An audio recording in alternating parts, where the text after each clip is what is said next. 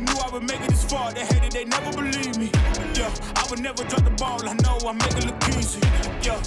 Mayweather with the defense. I don't care what a critic got to say, I got them picking up the pieces. That to me, you really playing with your life. I'm about to come and run it all back. I'm the new era, about to snap back. You ain't fitting for it, cause you all cap like. Hold up, I shoot my shot, wait, hold up. I'm really about to run this go up. You know it's all net when it go up. Ain't got no other plans, you don't need to understand. Ay, we on overtime, you don't need to understand. Ay, you just show them how to do it when you don't know what to say. Tell me how you plan to win if you plan to play the same. Moving fast, already gone, yeah, but you bringing me back. Try to double cross me, dog, just let me relax. Stop assuming what we doing. Keep it moving, what we doing. Cause it can get dangerous. Cause it can get dangerous. Cause it can get dangerous. Ay, please don't play no games with me, I promise I'm too much. Ay, I can never let up even if you had enough. Ay, this ain't for the faint of heart, we always playing rough.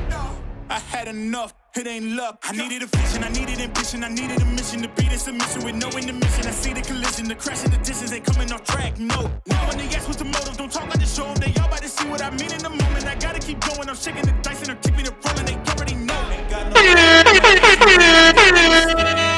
we on overtime, you don't need to understand. Ay. You just show them how to do it when you don't know what to say. Tell me how you plan to win if you plan to play the same.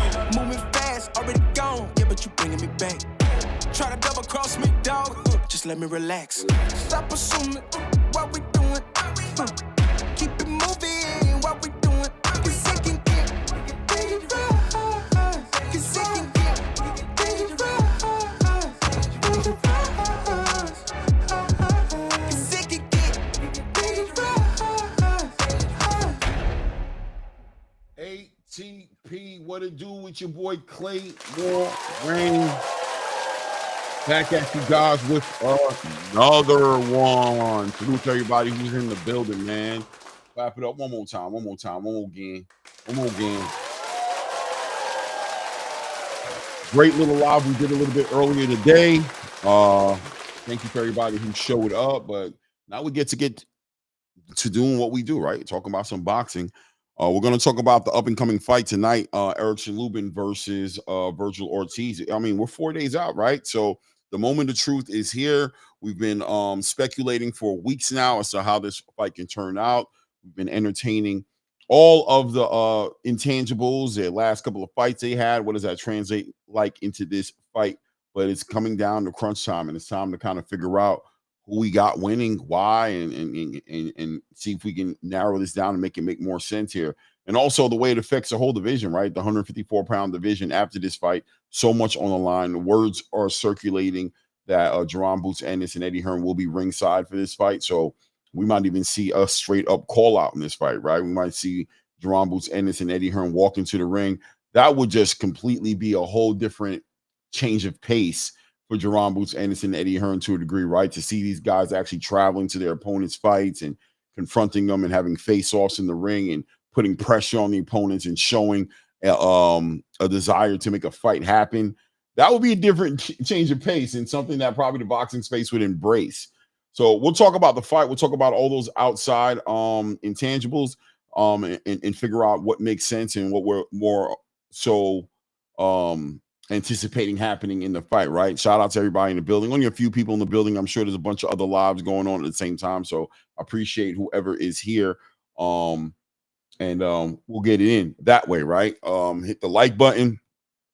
Subscribe to the channel if you haven't done it. I do have two co-hosts on the show with me today. All right. Let's talk. Let's chop it up one time for my guy, Angelo Reyes Boxing in the building. And my guy, Ray Davis in the building. Bear with me, guys. I'm trying to figure out how to work this thing. Bong. Okay. There we go. Brand new. Yeah. You already know, man. Just trying to figure all this stuff out here. I like this new platform. I do. Once I get used to it, I'm sure it's going to be awesome. You know what I'm saying? It's actually pretty cool. It has a lot of cool little features on it that wasn't really with the other platform. I just got to kind of get used to playing with it and kind of figuring it out. But I think we good, man. But how you guys doing anyway? What's up? So by the way, let me give you guys the you know what I mean. I'm good. Boy. I'll bring you guys in the building properly. Good, bro. Help me navigate through this. Playing with the buttons, giving everybody, figuring everything out. But how you guys doing, man? Salute.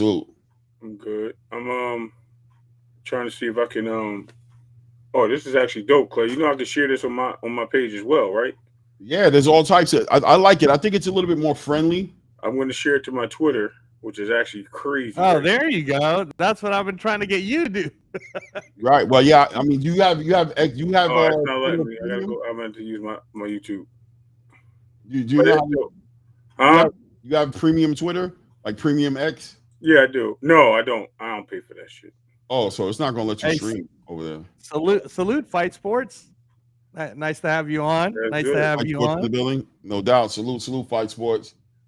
Oh, there you go. Now it's on both pages. Look at that. There you go, Ray. There you go. See, Clay, that's what I want you to do. I want you to start putting it on your Facebooks and everything else, bro. And this is streaming on Facebook. I definitely have this on Facebook as well right now. All right. You start promoting it, but it's on Facebook right now. But yeah, this one is cool, bro. I can go on Instagram. I can do it on Twitter. I can do TikTok. You can do Instagram here? Twitch. That too. Yeah, Twitch, everything. Like Angelo could be doing that right now. He could throw it on one of his channels, and we all three of us, and we just building people into the space, building the space up. Yeah, I like it, man. I ain't gonna lie. I like it, man. And you said the quality's better, right, Clay? Your chat will let us know if the quality. You know what's cool too? If you watch the chat, it actually goes in reverse order, which is really cool too, because it actually shows you like the newest chat at the top instead of like you having to read from the bottom. Right. Like on YouTube, which right. I like. Look, I can do this right here, right? Right. Oh yeah, I seen you do that earlier. You know what I'm saying? And I got the chat right there on the side of the screen, so you can see the chat right there. I mean, this is kind of cool. Oh, that's cool. I love it. Yeah, right, all types of new little improvising, you know what I mean, that they're doing on here to make it more user friendly and more content creator friendly. You know what I mean? All right. So StreamYard lost business, huh? Yeah, they played around too much, bro. Like, I mean, the amount of freezing I was doing and just bullshit I was going through, man, fucking with that StreamYard. It made I questioned everything over here. I cussed out my internet provider. I replaced wires in Ethernet wires, went and replaced them and rewired. And you know, I'm far away from my damn my modem. You know what I'm saying? So I had to replace wires, go through all around the ceiling and around the walls and put stuff back up just to get the same damn results. Nah, bro. Then now I'm here on Restream and I don't have none of those issues. So I mean, call it what they want to call it. It is what it is, man. Yeah. Right. Well, hey Ray, I want to say congratulations on your Pittsburgh Steelers. Doing really well this season so far. Looking like I told you, they'll make the playoffs. And congratulations to Ray on being in the top 9 of the Guillotine League, man. He made it all the way 7, to the. You know, I'm in the 9 group, but I'm 7. Last week I was 2 or something. Right, but I mean, there's only 9 people left in the Guillotine, and you're one of them. Going all the way, bro. Yeah, we'll see, man. I didn't want to, Clay, but let's move forward. Angelo pressured you. Yeah, Angelo asked for it. This is what you asked for. Yo, let me tell you all, he's really a martial artist, yo. He had me trapped up, made me tap out. That's funny. That's funny. Yeah, salute to everybody in the building, man. So much to talk about. Shout out to Pop Shot talking about Hitchens. Yeah, I actually talked about Hitchens yesterday, and Hitchens has been, I don't know, man. When we could talk about that for sure tonight, man. Richardson Hitchens, man. I think he's in an interesting position. He's trying to put himself in the conversation of everything going on boxing, but I just think he's kind of out of his league a little bit, and I think he's in a very weird position. Being on the outs with Eddie Hearn is not helping. Yeah. Him, you know? And, no, it's we've talked about this before, Clay, where it's such a small industry, man, in terms of it's really like almost like a small, the boxing space and the boxing world, especially when it comes to doing business, it's kind of like being in one of those, you know, small communities in Alabama. You know what I'm saying? Like everybody knows everybody. Yeah. So you can't go do something like, I'm a free agent now. Off of a guy who built it in the beginning. I don't think he realized how bad it looked, and I feel like Keith Is it Keith O'Connell? Keith Connolly? Keith Connolly. Yeah, Yeah, Keith Connolly. I think Yeah, Keith same Connolly- guy as Berlanga. Same manager. I think Keith Conley may have like kind of put a little bit of a battery in his back, just a little bit. And I think there might have been a guesstimation as to how much star quality was pushing. You know what I'm saying? I think it went a little bit the whole entire King of New York, and now that Berlanga lost his fight, I'm the King of New York, or I don't even know if Berlanga had fought at that moment or it was. Yeah, it was Berlanga. It was that. I think that same time. Yeah, just I think he thought I don't know what he was thinking, man, but it's like immediately when you saw him do that, you felt it right there. You were like, what's that? Yo, like, this looked weird. Yeah, it was like stale, right? Like right away. It was like, it was like, what does that mean? Eddie Hearn just took you to your title shot, and he got signed him from the beginning, bro. Right. When no one believed in him. Well, no, everybody else. No, you got to put that the right way, Angelo. Took him out of a horrible situation he was in with Mayweather Promotions. You know what I mean? Where he thought he was doing the right thing and he was dying slow, and Eddie was like, "Let me take you from there, from already being poorly handled." You know what I'm saying? And then I resurrected you. Sometimes it's easier when you grab him from the amateurs, or you know what I'm saying, and you build him up that way. He was already kind of like what's going on with this guy? Yeah. And you know, he moved him in a way, got him a title shot, got him a big payday, fighting against Kambosos in his own home city.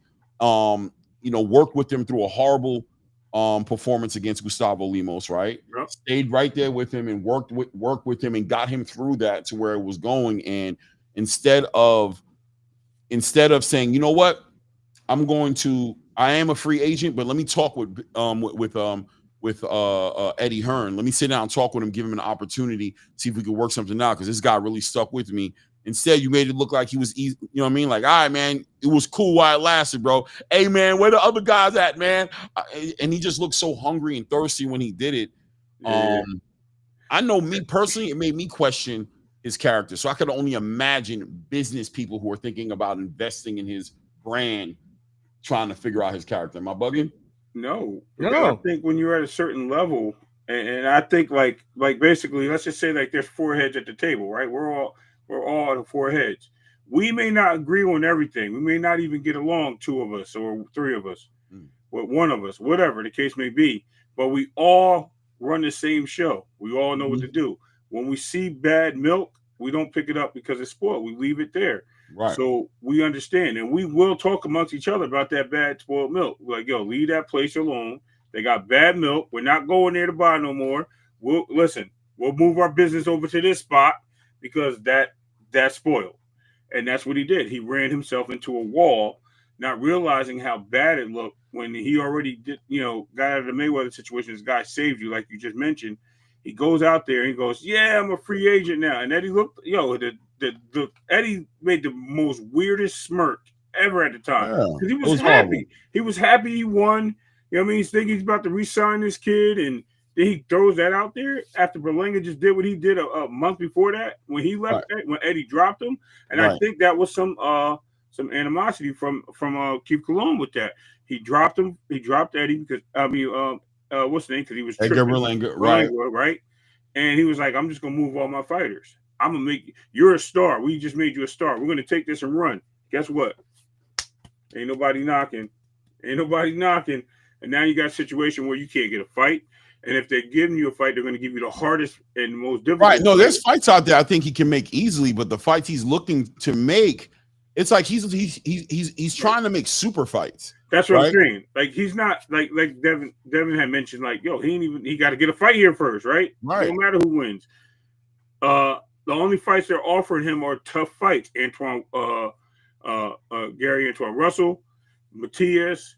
He don't want those fights. And for some reason they won't make the Teo fight, and they're under the same umbrella, and they're both have the same issue. Yeah, it's not just no reason, bro. There's a clear reason. Well, obviously there's a clear reason, but I'm saying it's like he don't want to make those fights with those guys, right? He wants the easy way out. He's looking for the payday, and win, lose, or draw, he wants the risk to pay for the reward, and he's not willing to take nothing but a fight he feels that's easy.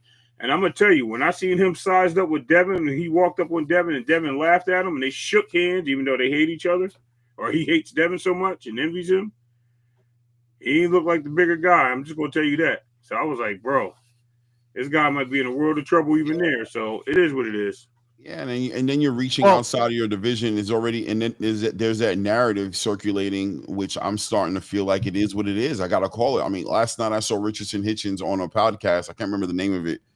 But I happened to catch him on it literally last night, and I went into the chat. Didn't have that many people watching it, but I asked him about in the chat I put in there, what's up with Gary Antoine? I don't understand why that fight can't be made. And, he kind of like left the chat suddenly. You know what I'm saying? Kind of left the guy like, oh, I don't know what happened to Hitchens. Like I don't know if he's gonna call back. And it's like, why are you? It seems like he's just kind of running away from.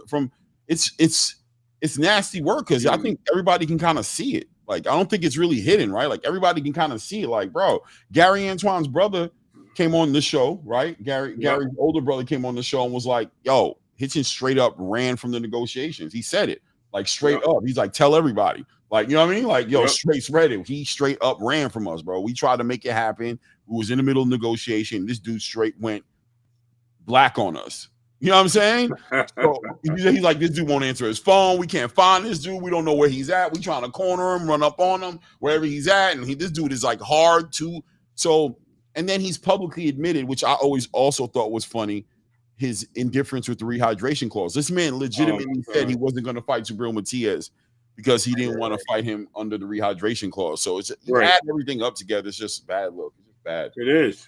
It is. I'm glad you on top of that. Go ahead, Angelo. I know you was about to tap in. No, I was just gonna say, like, overall, I think when you're just looking at, again, the business of boxing, right? And I think for when we're speaking to the mainstream fans or the casuals who don't really pay attention to it on a micro level, right, where they really understand how the business works, in boxing, it's very much like music, man. And you guys know this. There's a ton of really great musicians out there. Just like Richardson Hitchens is a really great boxer, but unless you're with the right company that's going to push you, no one's going to know who you are, right? So that's kind of what happened with Richardson Hitchens, like you guys are saying. So now he's in this bubble world where the only leverage he truly has is having the IBF. The good thing about being the world champion is that you're going to have a mandatory. So technically speaking, he's supposed to have a voluntary, but if a voluntary doesn't show up until a mandatory shows up, then it's going to go to purse bid. He's going to automatically get a fight. As you guys know, Lindolfo Delgado, which will most likely be the mandatory here pretty soon, he's fighting on that November 15th Mexico card where Top Rank has all their fighters in Mexico because they're still trying to figure out what their TV system is. The Rafael Espinosa card, right? Yeah, it's the Richard Torres is on there, Emiliano Vargas. I don't even know how we're going to be able to watch it. We might have to go get a TV Azteca or something, some Mexican channel, and watch it in Spanish while Top Rank figures all of that out. But other than that, and again, Lindolfo Delgado, if that is his mandatory, that's not an easy fight at all, right? And definitely not going to be a big payday. Oh, not at all. And that's the thing is, if he stays as the IBF 140 champion, then all the people that can come at him, like Oscar Duarte, would be a tough fight. He's ranked number 5 right now at the IBF. Kenneth Sims would be a tough fight. Like Jermaine Ortiz would be a tough fight. Elvis Rodriguez would be a tough fight. Like all of these, and then Adam Azim right now, he's on the verge of getting to the top 5 because he's about to fight Kurt Scobie on the undercard of the Chris Eubanks versus Conor Benn rematch. So if Adam Azim wins that, now he might be in the top 5. So again, there are fights out there for Richardson Hitchens if he wants to defend the IBF. The problem is he doesn't really have a promoter to make a deal with him. So my question back to you guys is Keith Connolly just going to be like, hey, let me talk to PBC and get him to work back on that? Or is he just going to talk to Dana White now and maybe Richardson Hitchens becomes one of the first of the, former champions that will become a Zuffa boxing champion? Yeah. What do you guys think? No, I don't think that. I'm far from that. I think if anything, he'll probably try to weasel his way over with Oscar. Maybe make something there. He's ran that option. He can probably try to go back to Eddie Hearn. That's it. I think that's the only 2 options he has. I don't think Top Rank wants nothing to do with him. If that was the case, they would have picked him up a long time ago. especially when he came out of the Floyd situation. Nobody wanted nothing to do with him then. Eddie Hearn gave him a chance. So, I mean, maybe he could talk to Frank Warren. I doubt it because he's going to be fighting overseas if Frank doesn't have any fighters over here. So, where does he go besides them two? Maybe MVP picks him up. Maybe he can get with Jake Paul. Just fight over there. He's a champion. It's only like a limited option. And if any of those guys get him, only one that will protect him will be Oscar in the most cases. You know what I mean? Because Oscar likes to protect his champions and keep them in certain bouts. But at the same time, I don't think that's a good look because I don't think there's enough there in that stable for him. And that means he will have to fight outside the stable and have to make big fights eventually. And Oscar is not big for that, and it's going to look bad on his career, and he'll be waiting forever for a big fight. But he seems like he wants big fights or big money, and I don't think he gets that at that over there. So he has to go back to Eddie Hearn. Maybe MVP is a nice landing spot. Oh, even maybe boxing scenes channel at Boxing Pro, Box Pro. Yeah. Oh, Pro Box. Pro Box. Man, those are all low money for having had. But yeah, that's where it's at, right? Yeah, it's just pointing more and more towards a step backwards for him, and he might be in that position. I was talking about Edgar Berlanga a little bit earlier, right? And how he's been moving. He's been kind of getting blessed by the grace of like whatever. Like when it looks like he's down, all of a sudden Tank Davis falls out of the fight with Jake Paul. Kind of looks like there may be an opportunity for him to get a payday there and maybe do something for his profile. And then here, with Armando Resendez getting an opportunity there. And I believe Armando Resendez is a PBC fighter, right? Yes. So Resendez, who just beat Caleb Plant. I Right. think he is signed with BBC. You don't think he is? Oh, No, I think he is. I think he is. All right. So, you know how the PBC works, right? They don't really do in and out, especially with Edgar Berlanga and Armando Resendez. I'm sure they're going to sign Edgar Berlanga to something, even if it's short 2-3 fights. They're going to sign him to something to get an opportunity to capitalize off of if he does have a victory, right? So you'd have to think the game plan is, okay, if you win, and we're hoping maybe that you even win, you collect that title back, you get that win, and maybe we can line you up with either Jamal Charlo or line you up with Caleb Plant, right? If we can get Caleb Plant on the victory path, maybe we can line one of you guys up, build up our 168 presence, our presence in the 168, and collect you as a fighter, right? So I don't think it's far-fetched at all that we see Richardson Hitchens over there at the PBC. You know what I'm saying? Trying to be one of their players at 140. They want to be in the conversation at 140. I'm not too sure what they got going on at 140 PBC wise. I know Frank Martin is over there. Isaac Cruz, Pitbull Cruz is still there. Pitbull Cruz is over there. So you want to get in the conversation because it looks like 140 is going to be coming together, right? It looks like Shakur is going to show up there. Keyshawn's already there. He hasn't had a fight yet. It looks like things are happening at 140, and maybe the PBC does pick up a Richardson Hitchens and puts him into that conversation. He brings a belt, right? An IBF belt, and he can go into the PBC protection program. You know what I'm saying? Get little paydays and not have to fight. I mean, well, the PBC also has Puello, right? So PBC's got Puello. And Gary Antoine. Right. And Gary Antoine. My issue with that, and Clay, you touched on this so many times in the past. Who has the PBC signed in years? Who? Yeah. All of a sudden, there's another low budget payday for this guy. So is he going to sign a major deal with them? No, because he's going to have to perform and prove that he belongs. And as long as he's not the star, he's going to sit there getting chips. He's probably going to get less chips than what he was getting with Eddie. So then he's back to square one. Does he really go there? And not to mention, does Floyd Mayweather still have ties to the PBC? That's another question too. I don't know. Because now he left the situation to go back to the same guy, if that's the case. Because Floyd said he is the PBC. That's his announcement. He always says he is the PBC. So I'm just letting that be known. Right. Well, the other thing too that you got to mention is there's always been talks about how Richardson Hitchens is kind of big. So how long is he really trying to stay at 140, especially with that IBF rehydration clause? So maybe, I mean, again, man, what I know that on the latest interviews that Eddie Hearn spoke about, and they always ask him about Richardson Hitchens, he always says that it kind of left a bad taste in his mouth. And because Eddie's in the power position with Rock Nation and he's doing all these different shows globally and, he's got all these different fighters, I mean, Richardson Hitchens, I guess, could try to mend fences, but it's probably going to mean that he's not going to get managed by Keith Connolly. Right. You know what I mean? Because Eddie's like that. He's going to be like, all right, I'll take you back, but I'm not going to do business with him. Right. Yeah, I'm not going to do business with the people talking in your ear because this already happened with me with Berlanga. Yep. Right. So I'm not doing that no more. Like that. The problem isn't you, Richardson Hitchens. I like you. I saved you. I like you. But you got to get managed by one of these other dudes. And then, so I don't know, man. I don't know. In a funny situation right now. You know what I mean? And like you said, the 147 route, he's calling out the winner of Devin Haney and Brian Norman, right? Saying that Brian Norman has nothing for him and he feels like he can beat Devin. Which I think is a great fight, you know what I mean, and admirable to Richardson Hitchens for choosing to put himself in a situation to be in the ring with a Devin Haney at 147. But regardless, without somebody there on your side to kind of like help maneuver through these shark infested waters, I think you're in a dangerous spot right now. So we'll be watching to see what Hitchens does. High risk, low reward. And I mean, not even high risk, really. I mean, high risk, yeah, because he's a great boxer. We got Africa's a great boxer, bro. But the reward, who's going to put the money up behind this guy and make it worthwhile? Who's going to do it? Keith Connolly has his work cut out in front of him, man, to make something happen with him. We'll see what happens.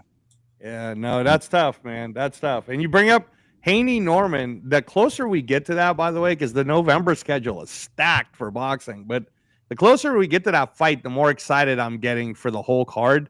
I don't know if you guys caught Sam Noakes getting interviewed, but I don't know, guys. I mean, I love Abdullah Mason, but I told you, man, Riyadh does something to these people. It does something to them. So we might. I'm just saying, if the money's gonna be crazy, like plus 1,000 against Sam Noakes, I just might have to put a little something in there. Sam Noakes though saying that he's gonna knock him out. I mean, I'm telling you, if you've ever watched Sam Noakes, he's got grown man strength, right? He's a grown man. That's the one thing people are still, and I'm not questioning Abdullah Mason because I want him to do well. I want him to succeed. I support what he's doing. I love how humble this kid is. He's super into his I can talk on and on and on about how great Abdullah Mason is and how great he will be for the future of boxing and the future of American boxing in particular. Absolutely love the kid. Problem is, he's a kid. And you saw when he got knocked down, he doesn't quite have the grown man strength yet. He doesn't have the grown man chin yet. So he's fighting a grown man. I'm just saying, Sam Noakes is undefeated too. And if you're a fighter and you believe in your head that no one can beat you and no one's done it yet, what makes you all of a sudden think this guy from America is going to beat you? In Riyadh? That's what I'm saying. I don't know. 50-50.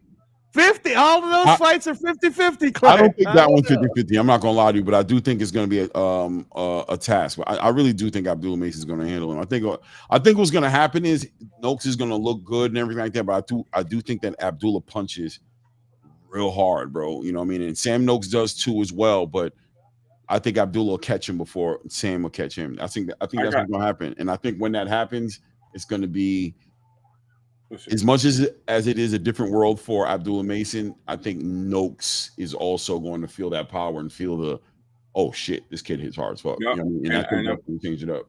I'm glad you said that. And I think with the way you guys both built this fight up, I think this whole card, actually the title of the card should be Growing Pains, because I'm telling you, somebody's going to be feeling some pain. Somebody's going to have to grow into it. So yes, definitely something that we need to look into and pay close attention to. Now, I like Sam Noakes. I'm not going to say I like him in the fight as a winner. I just think it's a potential.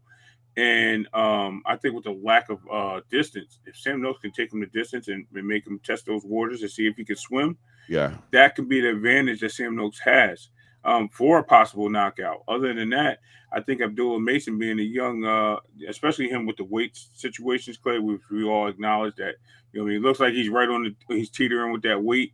Right.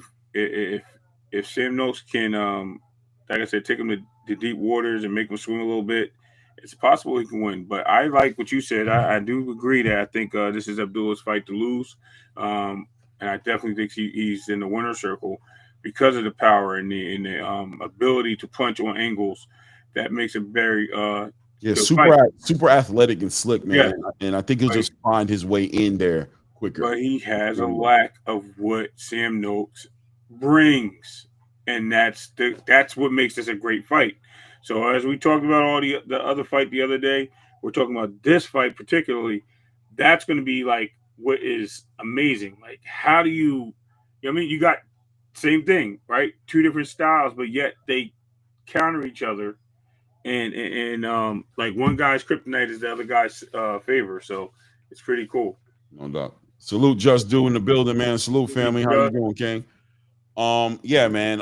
Regards, James Dixon in the building says regards from Scotland. We got Scotland in the building, man. Salute Scotland. What's good, family? What's good? Peace. Yeah, man. Salute to Bubs Boxing in the building. Say, yeah, don't rush Shakur. Don't run Shakur. Oh man, this guy is hilarious. But he's right. He's right. Right now, at this moment, I'm gonna be real. If Abdullah Mason collects that belt, man, hey man, unifications is on the table. All call outs is mandatory, bro. Abdullah's in that conversation. Now, I think Shakur is a little too experienced, in my opinion, for Abdullah Mason. You know what I'm saying? But hey, a belt is a belt, and Abdullah Mason at a minimum is going to be a gamed dancing partner. You know what I'm saying? So it makes for a great fight. Get to that point, Clay, because you got to remember, Eddie Hearn's got a surprise for Shakur. You know what I mean? His name is Andy Cruz, who's about to win this title. Another guy that Bub's been wanting Shakur to go chase. So right, about to win that title too. I mean, no, look, man. If you have a title, you're in the conversation. Your game, right? You don't got to be next. But listen, a month ago, I'm not hearing Abdullah Mason versus Shakur Stevenson. You know what I'm trying to say? Right. Like, I'm like, yo, bro, that kid has work to do. He needs to do what he's supposed to do and get there. But he collects his title on November 22nd against Sam Noakes. It is what it is, bro. You know what I'm saying? Everybody gates have open, as they say, right? Anybody can get it. You know what I mean? A Mexican, somebody from Japan, anybody, man. You messed it up, man. You done messed it up. Everybody can get it. You know what I mean? Yeah, they can get it. Ain't no protection plan over here, bro. Ain't no protection plan. Yeah, I mean that's awesome, right? So let's dive into this Erickson Lubin Virgil Ortiz situation that we're going to be seeing on Saturday, man. By the way, is any one of us, have we picked a winner for this fight yet, or are we still every time we talk about this, it's 50-50. So, but is anybody 50-50 settled anywhere yet, or how does that look right now? I before we dive into the intangibles and into the fight, but I'm just is anybody there yet? Is anybody where they're at? I mean, here's what I'll say on why I'm not 100% convinced. Part of it is I am waiting for odds to drop, right? Mm-hmm. But Virgil Ortiz was just on the Monday Night Football. He was there shaking hands on the field with Jerry Jones. Right. And I think a lot of times people forget that if you put this much pressure on someone to have to win, you know, I don't like Erickson Lubin isn't the gimme. He isn't the layup that everybody thinks he can be. You know what I mean? Right? Mm-hmm. He gave a hell of a fight to Fundura. Again, he's on a win streak himself, right? So I don't know. Like if you heard Inside the Ring with Max Kellerman, and they're all talking about how Virgil Ortiz, and I'm kind of like, yeah, but you might piss off the dog. You know what I mean? Like you might be disrespecting Lubin to the point where Lubin's sitting there saying to himself, well, if I beat this guy. Look, I'm telling you straight up, Lubin is feeling that way. He is dead. Right. He's straight up feeling I mean, you look at the poster. Have you seen the poster? It's no. Oh, yeah. It's like him. Like it's only like a little bit of him or something that. No, it's basically, like Virgil's the moon. He's behind the moon, and you got little old Erickson Lubin beneath him barking at the moon. Like you got Virgil looking like the blueprint, or you know what I mean, the standard, the bar, and you know Erickson Lubin is somewhere down there. When in all reality, Erickson Lubin is a more experienced 154-pound fighter with a better resume at 154 pounds. You know what I'm saying? Just to be honest, you know what I'm saying? Maybe not the best winning resume, obviously, but he's fought, you know, Jason Rosario. He's fought Terrell Gausha. He's fought Jamel Charlo. He's fought Sebastian Fundora. And I'm saying he's fought Jesus Ramos. Like Virgil's fought two great fighters. I'll say in recent fights, Virgil has the better fights in the last two fights specifically. That he's had the better fights. But we got to remember that Virgil comes back from his career almost ending at 147 with bad weight cuts and things of that nature. And he came at it took about 2 or 3 tune-up fights before he actually fought a legitimate 154-pounder. Those 2 or 3 fights were all first-round knockouts with Thomas Delorme and Fred Lawson, and I can't remember the other guy's name. But he had these fights that really didn't do nothing for him. And then when we saw him at his first 154-pound fight, we saw how he performed against Serhii Bohachuk. A lot of people thought he lost that fight, right? Yeah. But still 12 rounds, and then he goes into his Madrimov fight, and he looks pretty decent in that fight in the second half of that fight. And I have to emphasize on that. I'll be right back.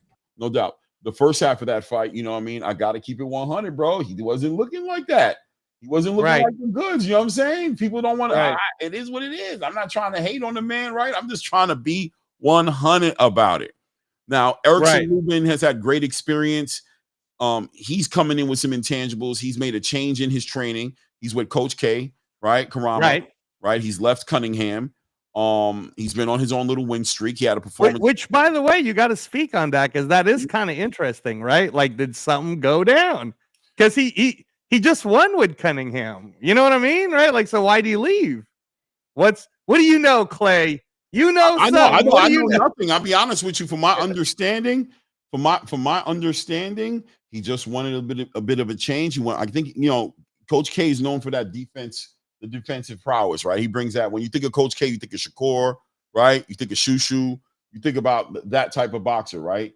So at the end of the day, I don't know the reasoning behind it. I don't know if there's an issue there or if that's just, I don't know if they're both on the same page about that. You know what I mean? But listen, what is Coach K going to do in one training camp for Erickson Lubin? Like, what's he going to do for him?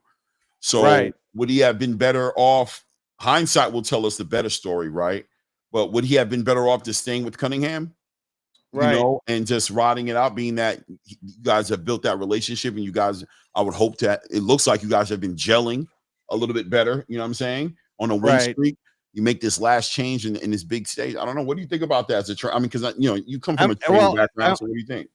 Yeah, no, on the training side, what I will say is, I don't know what happened personally, but for such a big fight, so Erickson Lubin's coming off of this 3-fight win streak, beating people like a Jesus Ramos, right? Mm-hmm. He's confident for sure. Is he a little too confident or unrealistic in what he can and cannot do? Is the reason why, like you said, like you're saying, maybe the reason why he switched is because he wanted to work on his defense more. Okay, but that's not the way this fight's gonna roll. Like, I mean, Erickson Lubin's best chances, honestly, is to also test how Virgil Ortiz's hands are, how his body is doing, right? Because Virgil Ortiz fought Madrimov, that was a tough fight. Fought Bohachuk, that was a tough fight. So it's hard to say. I know that unless there was something mentally messing with his head to stay with Cunningham, I don't know if I would have advised the change. You could always bring other people on to help, but to completely change, I don't know. I don't know what the reason is. I do know that if it's the biggest fight of your life and you lose this one, right? Like, if this may be your last shot. Yeah, exactly. That's what I was thinking. It's kind of like, bro, if this is it, then what's the backup plan? Because you lose to him, you're definitely now on gatekeeper mode. And you're just going to get paid like a gatekeeper now. You're not going to get paid anymore. So if this is your highest payday, then you should go all in. But the question of going all in. Was on Pro Box. His last 2 fights have been on Pro Box. So this is a step up, a big step up on this type of on stage. And trust me, Clay, like in that in the boxing world, it's so easy for, as Eddie Hearn has talked about, right? Snakes in the grass, right? It's easy for somebody to be maybe on Erickson Lubin's ear and be like, you know what, bro, this is the biggest fight of your life, and I could do so much better for you, right? Well, I don't know. Like again, I don't know the situation. I don't know what happened between them. All I know is if you were on a 3-fight win streak since beating Fundora or since losing to Fundora with Cunningham, right, then why would you leave?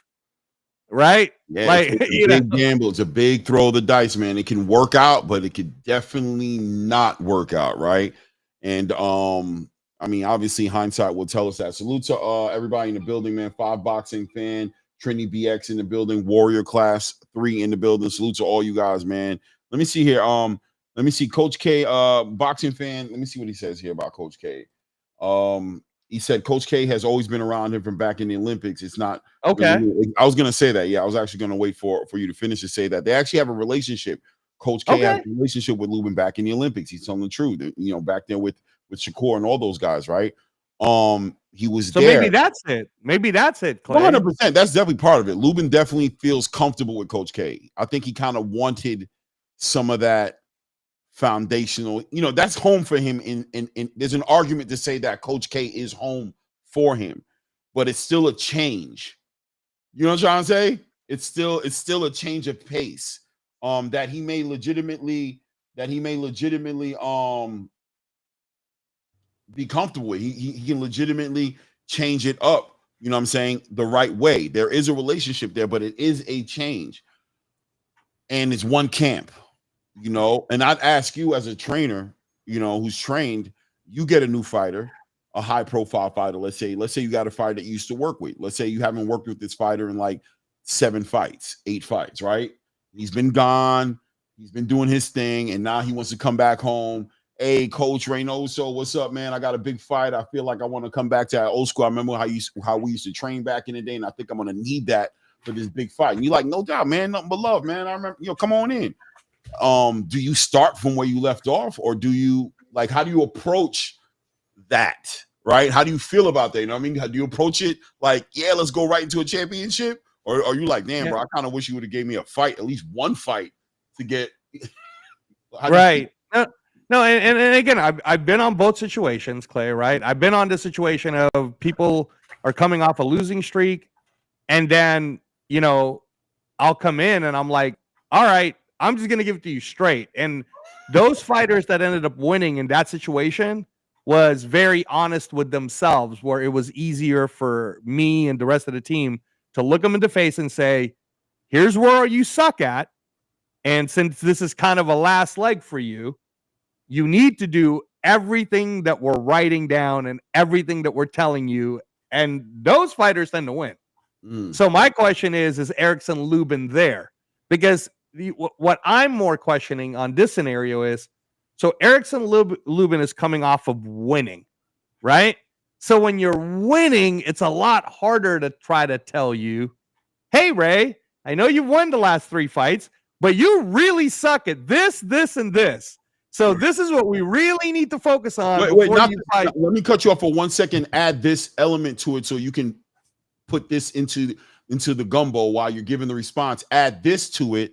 He hasn't looked that spectacular in his last 2 fights. He's won them, so he's not as hard-headed, right? He's looking for something. He's actually coming back to you because he's feeling like, I don't know if the guy who beat Jesus Ramos beats Virgil Ortiz. I don't know if the guy who beats Andrell Holmes beats. I'm actually coming here with conscious, and I'm aware of holes in my game, and I'm remembering you used to be the guy who I didn't have those issues when I was with you. So I'm coming here for that. Now go ahead and respond. Right.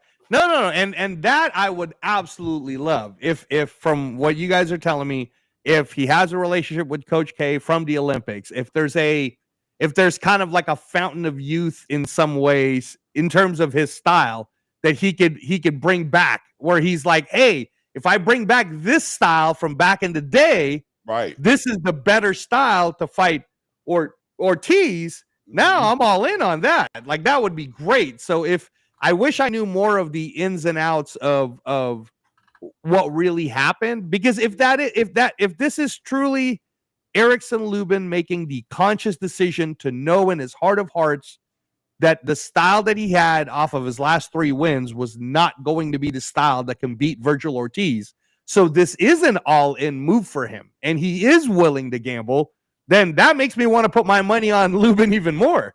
You know what I mean? Because now I'm like, all right, now you got a man who's a fighter who realizes these things, and you throw plus 1,000 in my face, I'm gonna be like, I'm at least putting 100 on plus Right. 1,000. I'm gonna see. You know, I'm gonna see what ends up happening here. Hold on one second here. Oh, look at this. I see how to do the private chat now. You know, I never knew where the private chat was at, bro. I didn't either. That's why I sent it to you. I was like, that's pretty cool. It's right there. Yeah, I figured it out. I found it. You know what I'm saying? Shout out to CJ Rich Boxing and BS says, shout out Clay, Ray, and Reyes Raiders. You know what I mean? yes, sir. Yes, sir. Next year is gonna be awesome for us. Already looking forward to 2026, baby. So our year, baby. Yeah. But yeah, man, and I like that you saying that, right? Because anyway, people don't know that your real background all the way now. Right. No, but no, the flip side to it, Clay, like that I do want to say too is there's also been situations where I remember was with Freddie's fighter that was on this great win streak, wins doing really well, wanted to change the camp a little bit just because at the time Freddie was so busy with so many different fighters that didn't feel like they were getting, the attention needed to go for this next big world championship fight. Kind of like Lubin, like this big fight's coming up, right? We end up doing that fight, fighter ends up losing. And there was no problem for the very next fight, which was another world title fight to revamp the career, to go right back to Freddie, right? When we went back to Freddie, he was cool. Everything was cool. And then all he said to me, I remember, was, the fuck were you guys doing on that last fight? And I was like, yeah, coach. I mean, I don't know what to tell you. I thought we were going to kind of go more of a this plan, but that being said, it's all done. And then from that point on, that fighter went on a whole nother set of win streaks, doing a bunch of stuff. So it just depends, Clay. Like if Luke, like I said, at the end of the day, it still comes down to the fighter. Also, the fighter has to be the type of person who really knows themselves to the point where they know what they can and cannot do. And I got to tell you, Clay, it seems like it would be easy, right? Because when you're sitting on this side, you would think that's an easy adjustment to make when you're the fighter. Bro, part of what makes fighters great fighters, male or female, is their ego. And sometimes, man, that ego is so hard to crack, to just explain to them something so simple. And that's why this fight to me is very 50-50. And we're just only talking about the Lubin side.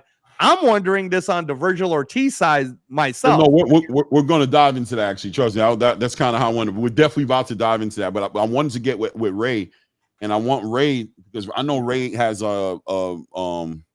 he's familiar with Coach K and his style of training and his product and what comes out of that camp. And I'm trying to figure out, and I'm sure Ray's thought about it, and maybe he hasn't. He'll think about it now. I don't know. But what exactly is Erickson Lubin going over there to get? What can he get? What are you anticipating him getting? And was this move when it's all said and done? What do you predict this move being when the smoke is cleared at the end of this fight? Was this move going to be worthwhile? Is this a worthwhile move? So yeah, I'm going to tell you why. Because Lubin has been in his last couple of fights, been trackable. Been able to be hit by his opponents and being in a dogfight. He lost that slickness that he once had. That he's been in these dogfights with all these with Fandor and even Charlo tried to stay in the paint with him and got clipped. And it seems like that was something that he started adapting to instead of being the slick fighter that he was, such as our boy Xander Zayas, who was able to box and stay on the outside. I think he's looking more to not get lured into these situations where if he does, he needs to be defensively sound, catch the punches. Because he's fighting a puncher. He's fighting a guy that's going to walk him down. He's going to track him down. He's going to cut off the ring. Now he has to be elusive. He needs to learn how to turn and get out of these spots again. He needs to revisit these things. And I think that's where his goal is, to keep himself alert at all causes, because at any point with the Xander with the Virgil Ortiz, he's able to get clipped. Like at any point, Virgil's going to walk you down and try to beat you up. He's not going to try to KO you with one shot. No, he's going to punish you, and that's what Virgil's always fought like. And I think he's looking to get back into that mode where he's not getting hit as much. He's able to reflect some of these punches, catch some, and throw them back. And the same result of being defensive and using his defense as his offense. And I think that's what Coach K specializes in, is how to turn that around.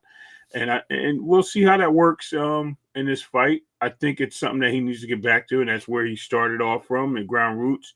And a lot of people get away from Coach K when they get into either a loss or they feel like they outgrow him because they learn so much. And then we see ourselves in a situation. Listen, Shakur defensive paralysis would not be what it is if it wasn't for Coach K. Forget what you heard about everyone else, but he was with Coach K forever. You know, he ended up dropping him for whatever other reasons. Michaela Mayer, same situation. Matter of fact, it was so bad that Michaela Mayer, when she left him, right, she went and they fought against each other, right? And what happened? Well, Sandy Ryan, that's Sandy Ryan fight, right? Yeah. So, I mean, knowing your opponent or knowing your weaknesses of your opponent kind of helps. And I think Coach K is a very good. He reviews tape very well, and he gives the telltale signs to his fighters. So I think we'll see that coming up in this fight with Lubin. I think Lubin will surprise us. Now, when you asked the earlier question, I didn't get to answer, Clay. I see. I still got Virgil slightly, like a 60-40. And the reason why I say that is because I think Lubin is going to fall for what Virgil does, and that's moving. He's going to end up fighting Virgil. He's going to fight. He's going to make you fight his fight. And then what does Lubin do? He don't mind slugging it out. And I think he's going to respond. He's going to respond with the same but force. You know what, though, Ray? Let me add to that. To your point, maybe that is why he's with Coach That's K, what I was right? saying. Maybe from doing that, right? Yeah, because Ray, I was in that scenario, like live world title fight with a fighter. We just went right back to Freddie at the time, and I remember that camp so specifically because Freddie kept telling me, like, "Hey, man, this fighter gets kind of mad, so no matter what happens, we have to focus on this fighter." Right. Making sure that they just stick with the jab. Like every time he comes a corner, be like, all right, good work, man. Calm down. Let him pull you in so there. check this out. That actually happened, Clay, where third round happens, illegal hit happens. This fighter's eye starts blowing up because of the illegal hit from the other challenger. So now Freddie's like, you can tell like this person wants to turn it into a fight. And the second half of that fight was Freddie every time going, "Hey, I know you want to let the right hand go, but you have to keep sticking with the jab every single time." So you can tell like this fighter was almost like half learning at the same time. And then to Ray's point, maybe that's why Coach K is there. You guys are talking about his defensive prowess, how he does it. Maybe that's what he's there for. Maybe that's what'll happen is rounds will be close, and then he'll be able to feel that feeling from Lubin, because you guys said he's known Lubin since the amateurs. So maybe he'll see it like that little instinct that Lubin has.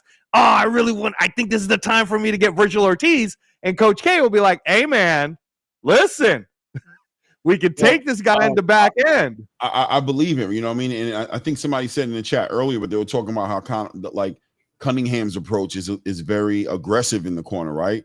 Like his instructions, like his training is great, but his corner work may not be Lubin's cup of tea. You know what I'm trying to say? Lubin may not be hearing him correctly, maybe a little bit too much aggression or just not the right approach. I'm not saying he needs to be coddled or anything like that. You know what I mean? These are men. This is a fighting sport, but he may appreciate and remember the corner work. I think that's what he has Karama in there for. I mean, I think in the training camp is very important. I think it's going to be there for him. But I think Karama motivates him, gets his attention. And I think that's going to be the difference in this fight potentially for Lubin. And I think, I'm be real with you, I've been on the side of my mind of this is going to be a good look for Lubin, because I know people keep looking at it like Karama's going to completely change who Lubin is in one camp. And I don't think that's what this is about. I don't think Lubin needs to completely change. I think Lubin needs that instruction in that corner. He needs somebody to be in that ring with him. When Lubin goes back to that corner, he needs somebody who's going to give him a game plan to go into that next round and win. And if he comes back, God forbid, losing a round, he needs somebody who he has faith in, who's going to be able to get him back into the winning column. Somebody who he feels confident into buying into the game plan of. You know what I mean? Right. Real interesting. So let's go ahead and move on to the next guy here, Virgil Ortiz. All right, let's leave that there for now. And let's look into Virgil Ortiz and the intangibles there, because Virgil Ortiz, coming off of two of the, I would say in the past year, has fought the best competition at 154 in comparison to his peers, right? Mm-hmm. For Serhii Bohachuk and for Israel Majumov, right? Rambo Ennis has fought one fight against Usman Lima, right? Erickson Lubin himself fought Andriel Holmes and fought Jesus Ramos. And did he fight one more fight? No, that was it, right? Just Jesus Ramos and Andriel Holmes, right? It was Jesus Ramos.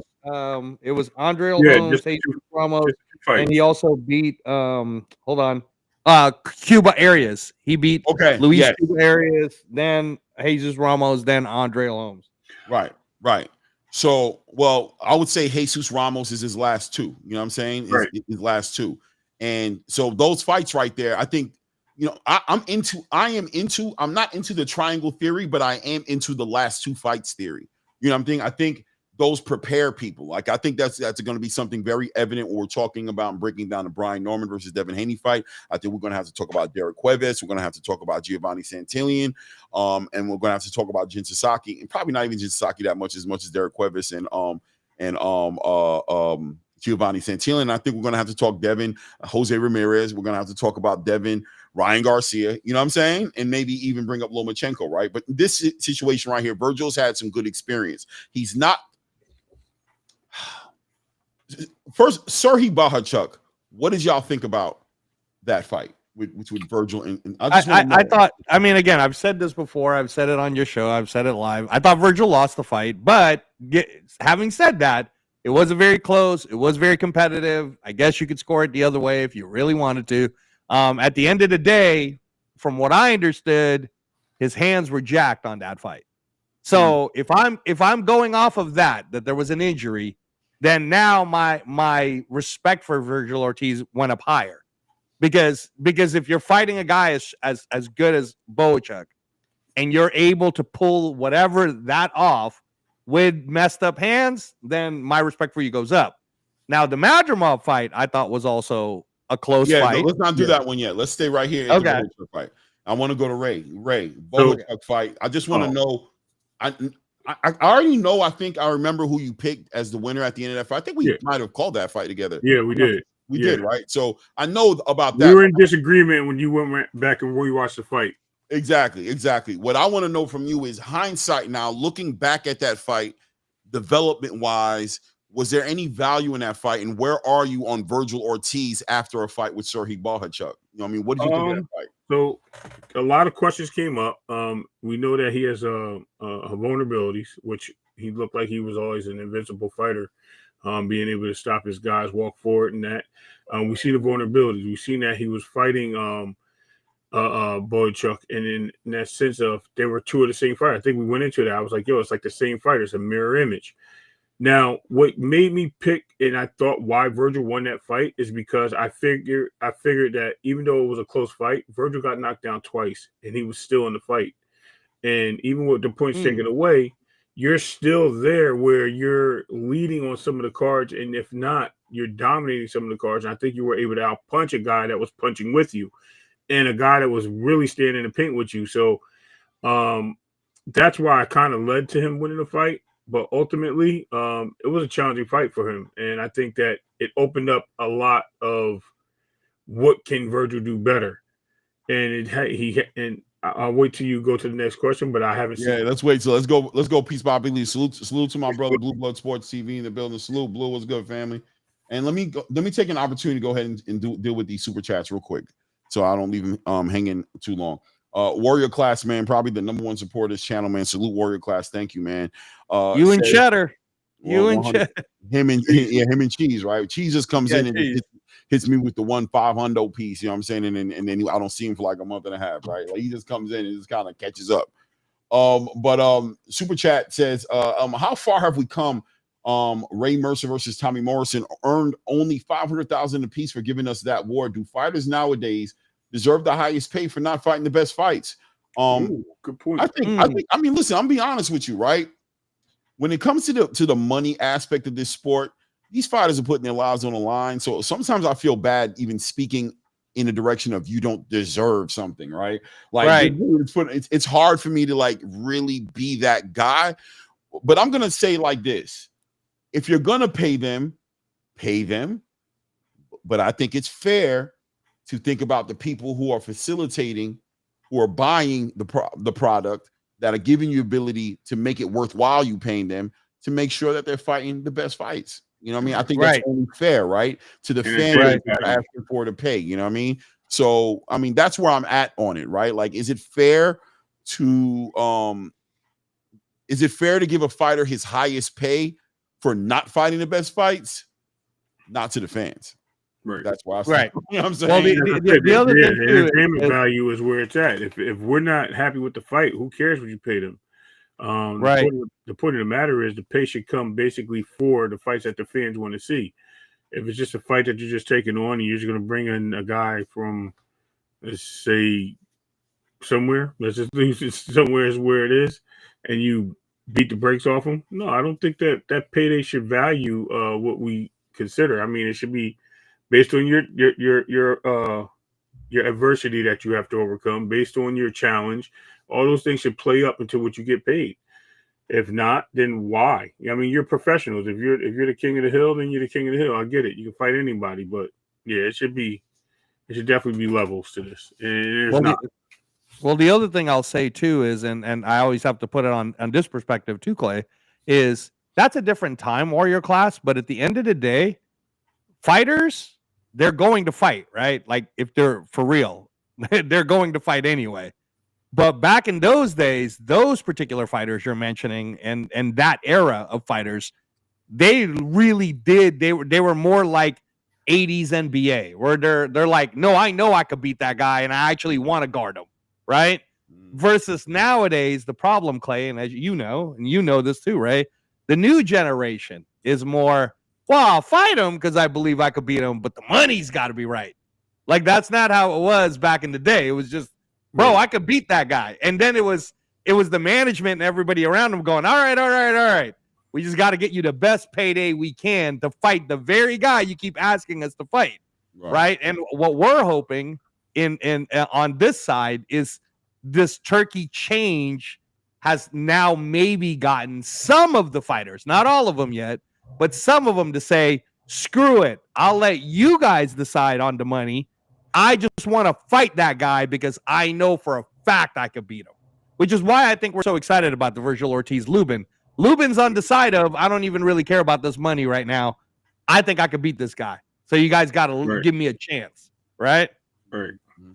Warrior Class of the $5 says Clay Ray panel breakdown styles make fights. Virgil Ortiz Mexican flatfoot pressure style versus Erickson Lubin Philly athletic movement aggressive style. I mean, that's what we're doing, right? Shout out to Warrior Class. That's what we're in the middle of doing. So let's not get too detracted because I want to stay in the 2 hours. So let's go back to Virgil Ortiz. So we were just talking about Serhii Bohachuk, and we were talking about that fight right there. And going into the next fight now, he gets this. A lot of people thought he was gifted to winning this fight. In that fight, when I called it for Virgil Ortiz. I ain't gonna lie. I called it for Virgil Ortiz. Yeah.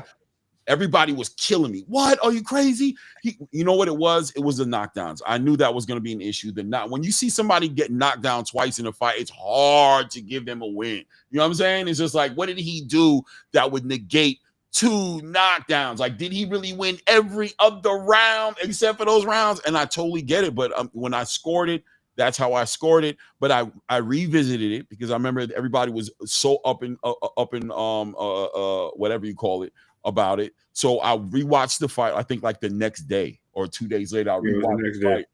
And I was like, damn, I ain't gonna lie to you, bro. I'm kind of seeing it. I think Bohachuk might have won the fight, but at the end of the day, it's a fight that it wasn't a robbery. It was too close to be a robbery. It was just it was 1 or 2 rounds difference. A round you might have thought this guy won. I thought that's all it was. It was like 1 round difference. Right. What did I notice in that fight? I noticed that Virgil wasn't adjusting.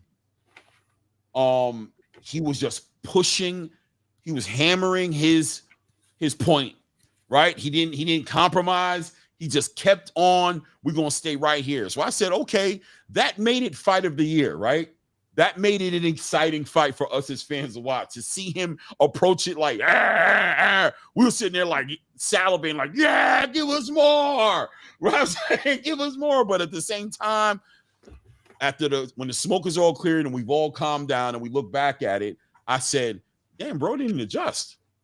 Right. That's pretty interesting. He didn't adjust at all what Serhii Barchuk was doing. So, okay, fine. Let's roll into the Israel Madrimov fight, right? Okay.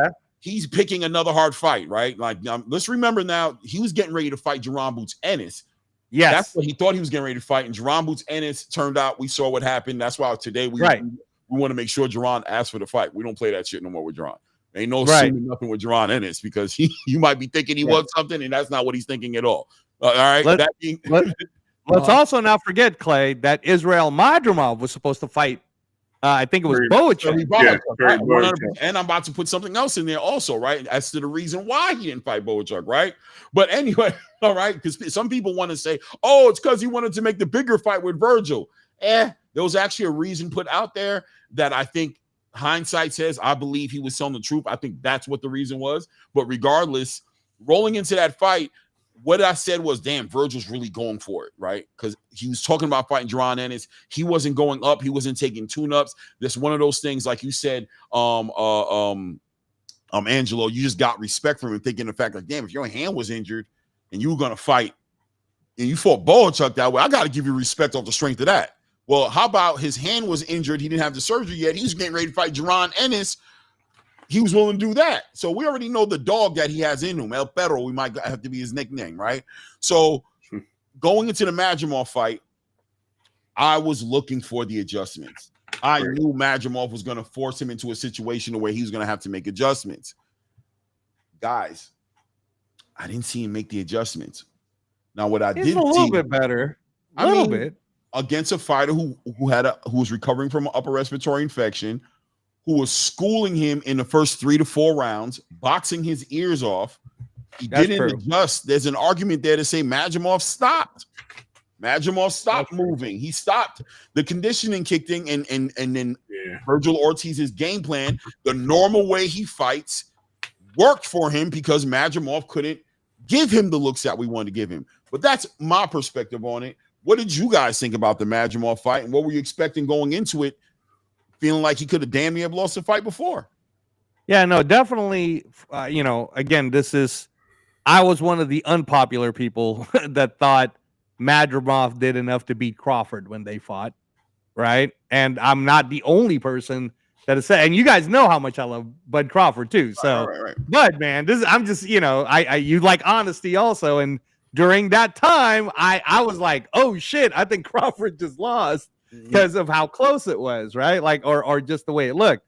And I kind of figured Madrimov, if you followed him and you followed his amateur career, I thought he was going to destroy Virgil Ortiz in the sense of like really outboxing him, kind of like what he was doing in the first 4 rounds, right? Mm-hmm. Which is why, Clay, I was saying that I felt like in that fight, we do have to give Virgil Ortiz props that he showed some adjustments to be able to So I think when we say Virgil Ortiz is making adjustments, we're not trying to tell you that Virgil Ortiz can look like Trinidad on one hand and then on the other hand look like Oscar De La Hoya. Like, I'm just saying, like, you got to make the adjustments based upon the style that you're given. So I did think that Virgil Ortiz made some adjustments, very minute, like things that you got to really pay attention to complement his forward style. But at the end of the day, that is the question. The question begs to be, if Madrimov was not sick with the bronchitis, which affects your lungs, could Madrimov had outboxed them in the last 3 rounds, right? And that's the part where you kind of then wonder, and this is why when someone like Eddie Hearn says, I promise you guys, Boots Ennis is going to absolutely destroy Virgil Ortiz. And then I'm saying the same thing. I'm like, yeah, man, I don't see a world where Boots doesn't destroy Virgil Ortiz. And I love you, Virgil. You're a Raider fan. I love you, man. I'm just saying what Clay's talking about is unless we see something different, unless we see you all of a sudden show us, oh shit, that's a new wrinkle to his game, right? Like we're seeing him using the jab more. He's changed levels to his jab. He's doing double triples now, right? Until we see that, and Lubin would be an excellent person to show us. Excellent person. 100%. That's what I'm looking forward to seeing this one. But yeah, I mean, adjustments is another fancy word for problem solving, right? Right. Are you able to solve problems? Are you a problem solver? You know what I'm saying? Matchmaking is a hell of a skill set, man, and will have you thinking fighters are way more developed than they really are, man. But without a doubt, Virgil Ortiz is getting ready to be tested in that way. I'm gonna send it to Ray, man. What did you think about the Madrimal fight? So I'm gonna bring something to you guys' attention. Maybe you guys didn't pay attention close enough in the fight, but you noticed something different with the footwork of Virgil Ortiz. I just heard that he's flat-footed. No, Virgil actually was on his toes. He was moving forward on his toes. He was able to pivot very well off his toes. He was not sitting flat-footed. He was able to. He was trying to box, and I think moving in with the high guard to box was something that he started with. Once he figured out, and we talk about adjustments, that he could not box with Madrimov, what did he do? He started going to the body. He did adjust. Right. He started to try to slow him down. Right. So he did make an adjustment in that fight to the point where, okay, I can't box this guy, so I'm going to have to keep him in front of me. And the only way I'm going to do it is by walking him down, and I'm going to have to use my hooks to the body and my jabs to the body and stab him.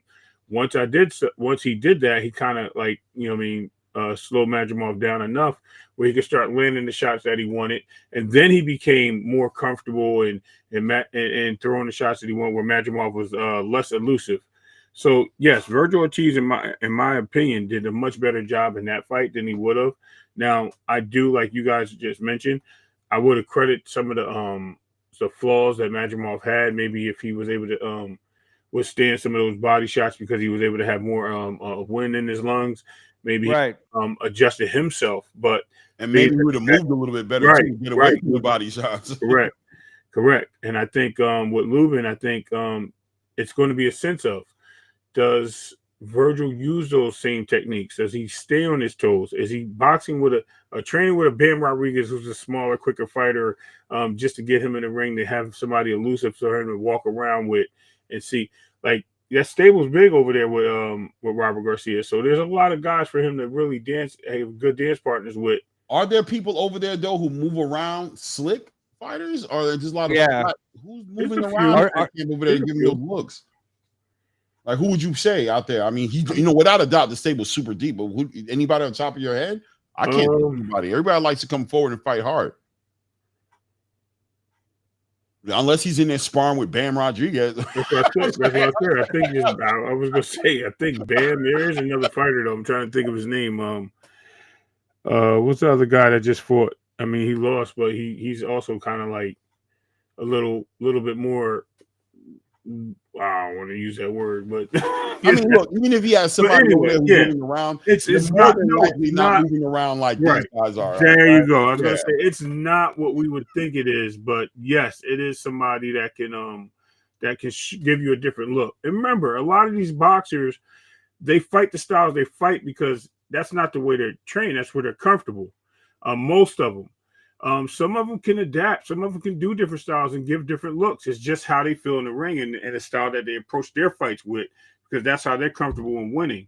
Some fighters can be slick if they need to be slick. Oh, without a doubt, right? Like I'm in complete agreement with you, right? When it comes to that, because I think that's what I'm talking about, even with Brian Norman and Devin, right? I'm like, Brian Norman may have a pedigree about him and athleticism about him that we haven't seen because he hasn't had to show it, right? He's an undefeated champion, right? And I remember when Gary Antoine Russell once said, people keep thinking I don't got these tools in my bag. He's like, yeah, I've been beating people over the head with hammers because that's all I need is a hammer. But he's like, I'm not finna pull a screwdriver out for a job that the hammer can handle. I'm not finna pull out the jack saw out or the electric drill or you know what I'm saying? The wrench out when the hammer is completely sufficing to handle the job at hand. So yeah, Virgil may, and that's what it's about, right? That's what I was thinking of too. El Rayo is there. Yeah, Ryo did a good job running from Isak, moving around from Isak. Sorry, let me not diss him, but he didn't get away from Gary. You know what I mean? So I'm just saying, there's levels of this shit, right? There's levels to it. Right. That's interesting, right? So okay, so let's go into the fight now, right? Let's go into now. We see what Virgil's coming from. We see what Erickson Lubin is coming from. The changes and adjustments he's made in his camp. And we know Virgil Ortiz is pretty consistent with his camp. Robert Garcia, his father, he's been consistent. We know what we're dealing with. Now they're in the ring together. We put them in the ring together. We're gonna see Virgil do what with Erickson Lubin? Like, what do we expect? Try to apply pressure, man. I mean, what other things have he done besides regardless of how he looks, how he's on his toes, how he jabs or moves laterally, whatever the case may be, he's always a guy that's going to come forward and cut off the ring. He's going to be in your face. Is he a Williams Zepeda? Absolutely not. But is he a guy that has enough power to keep you honest once he starts hitting you? Yes. And that's what it comes down with him. And then he's like almost like a Benavidez where he attacks the body to break you down. And then he starts making you fight his fight because you can't run anymore. And when you can't run anymore, you have no choice but to fight. That's why I said Erickson Lubin is going to may have to dig deep, and he's going to have to figure out how to avoid some of these shots that are devastating to him mid-fight. I wouldn't even say early fight. I'll say mid-fight because that's when it's going to count. Early in the fight, he may have all the energy in the world to get away from those or maybe be able to absorb some of those shots. But as it gets deeper into the fight, that's when it's going to count. And Virgil is planning on that. Deep waters, again, we just mentioned that earlier. Yo, boy, bring your life preserver, Erickson Lubin, because that's where my boy Virgil trying to take you. So as long as you got that raft and it's inflatable, you might have a chance. Hey, man, I love it. I'm loving it. Reyes, what do you think? Virgil? Yeah, no, the other thing is, too, when you guys are watching fights, right, and I'm talking not to you two more so than the people that are listening to us, and right. especially, the casual boxing fans and the mainstream fans, you have to take away in your head that these are two fresh machines, right? They're human.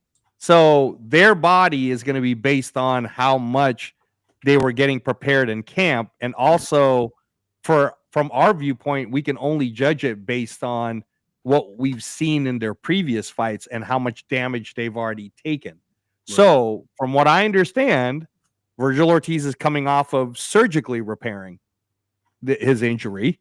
Okay, so there's a certain level. It's kind of like in, Ray, we talk about this in the NFL when we're playing our fantasy football, right? All right, well, yeah, this guy's ready to play this week, but is he ready to play this week, or is he just going to suit up, right? Like, I don't know, right? And if this is the first fight for Virgil Ortiz to be back, Erickson Lubin's won 3 fights. He looked how he looked against Holmes, but Lubin's not the one injured. You know what I mean? Like, Lubin is the more prepared guy, right? He's had the tune-up. So my question more would be, and you guys know this more than I would, but did Coach K have enough fighters to attack Lubin in sparring for him to be able to keep his discipline to following a game plan? Now I'm talking about like this is the thing, Ray, right? Like, depending on the camp that is done, we would do things like, let's say it's Manny Pacquiao. Hey, we got 5-6 different sparring partners here. One each but in round, certain, right? Yeah, in certain rounds, you would literally just say, hey, we only want to work on this playbook for this 3 minutes. And sometimes you actually want to pace the fighter. Like, all right, we're pacing for 12 rounds, so I want to make sure that my fighter is prepared for round 3, 4, and 5 if the pressure gets hot this way. So for this particular week, this is what we're working on. Because I think a lot of times when you're watching a boxing match as a mainstream fan, you think you're seeing two people that are battling each other, and it's based on physical attrition. And actually, a lot of it is mental attrition. Like, can you keep the game plan? Because you're going to take damage. There's no camp that I've ever been a part of, Clay, where we told the fighter, oh, you're not even going to get touched. you're not even gonna get hurt. Like, no, bro. It's like, you know why your ass is getting up to run those miles? Because you're gonna be taking some, and you're gonna need to make sure you can handle round 7 on up, right? So run your fat ass, like don't eat that. Get the Twinkie away from you. Like, you're always constantly reminding them all these little sacrifices that's adding up is so that you could be battle ready. When a knockout happens, that's like when you're playing a slot machine and you like go, oh shit, well, okay, cool, right? Like, but you didn't train the camp that way. You didn't like go, oh, Clay, we're gonna knock this dude out in the 3rd round. It's like, no, Clay, we got to be ready for fuck, dude. If your hand breaks, if you fucking, your knee, like, we got to get you ready for the whole war of the fight. So again, I wonder, to Ray's point, did Robert Garcia have enough people, not Bam Rodriguez, but enough people to get Virgil ready while Virgil was recovering from whatever surgical procedure he did, versus this is Erickson Lubin's, like, I don't want to say it's his last stand because he's only 30 years old, but if I'm on Erickson Lubin's camp, I'm like, dude, you're 30, you got a longer reach. We've already seen all the different styles you've done. You've already been in the ring with the best fighter in the world at one point in your career, which might have been too early for you when you fought Charlo, right? At that time, I'm talking about the mentality. Hands down was too early, yeah. Right. Yeah, but the mentality of you've already been with the best, and this is a guy that you can take.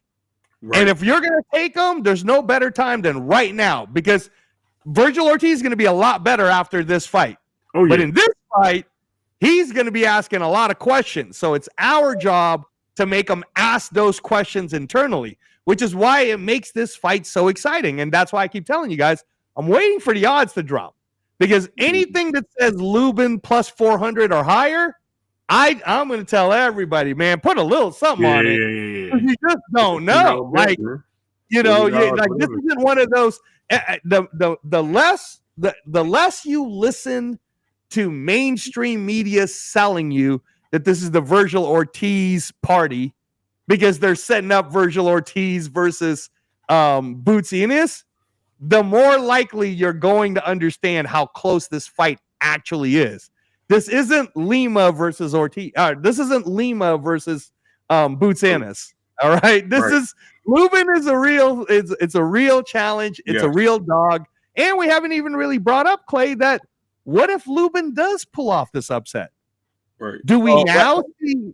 That's another part of the conversation, right? I wanted to stay dialed in a little bit right here. I wanted to stay dialed into Virgil Ortiz against Erickson Lubin. Virgil's game plan against Lubin. Where do you see this landing for Virgil as far as the ideal situation for him? What is he trying to accomplish in that ring? I mean, it's easy just to say he's trying to knock him out, right? Right. But, no, you can't do it that way. No. That's not what he's doing. I'm saying if somebody, I could ask somebody what I think is going to happen. They're going to tell me Virgil's going to knock him out. Right. That's easy to say I get you. Yeah. No, I understand the question. High knockout, right? No, I understand. I think that Virgil Ortiz, the A plus plan, if it works for Virgil Ortiz, will be he keeps him tight, where he makes the ring smaller, and he doesn't allow Erickson Lubin to get away from the front side of him, and he gets to work that body early in the first 4 rounds, right? If he could somehow impose that and take away some of Erickson Lubin's chances in the back end of a fight, then that will work out for Virgil Ortiz. So on the opposite end, it's going to be, can Erickson Lubin use that reach? Can Erickson Lubin bring back that defense where he's going to let, Virgil throw some of those punches when he's kind of trapped, but kind of like what Fabio Wardley did with Joseph Parker. Like, yeah, those punches are coming my way and everybody thinks I'm getting hurt, but I'm actually not that hurt because it was just coming off of the right shoulder or the left shoulder, and I'm still there. And then on the back end, that's how Lubin would get it. So A plus plan for Lubin would be to get him on the back end. A plus plan for Ortiz would be let me slow him down in the front end so that I could so that I could win in the back end, whether it's decision or knockout. That's me, Ray. But what do you think? I'm thinking that this is a test for Virgil in his mindset to say, look, This is where we're trying to get this fight with boots, and this is where we're going to have to try to utilize our skill sets to measure up somebody that's going to be considered a slick fighter, somebody that's going to be able to that has a reach, somebody that can counter and move a little bit. How do we combat that? How do we look at the intangibles and the disadvantages that we may have when we're fighting somebody like this, and what can we do to overcome them?